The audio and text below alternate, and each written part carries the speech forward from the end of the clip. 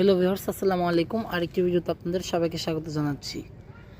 দেখতেই পাচ্ছেন এটা হচ্ছে লাল পটাশ, যেটা আমি গাছের ফুল বাড়ার জন্য দিয়ে থাকি। মেইনলি আমি নর্মাল আমার ফুলের গাছগুলোতে দেই না, দেওয়ার প্রয়োজন হয় না। আমি রাসায়নিক সার খুব কম ব্যবহার করি, যা ব্যবহার করি তা আপনাদের সঙ্গে শেয়ার করি। এবং আমি রাসায়নিক সার ব্যবহার না করলেও পারতাম, আপনাদেরকে সাহায্য করার জন্য এটা আমি ব্যবহার করি, প্রয়োগ করে দেখিয়ে দিই যে এভাবে প্রয়োগ করলে আপনাদের গাছে ফলন হবে ভালো। তো সেই জন্যই কিন্তু আমার রাসায়নিক সার প্রয়োগ করা নয়তো কিন্তু আমি জৈব সার দিয়েও বিষয়টা কভার করে নিতে পারি। কিন্তু যাদের জৈব সারে হয় না, তারা যাতে রাসায়নিক সারটা ব্যবহার করতে পারেন, তাদের জন্যই কিন্তু এই পদ্ধতিটা।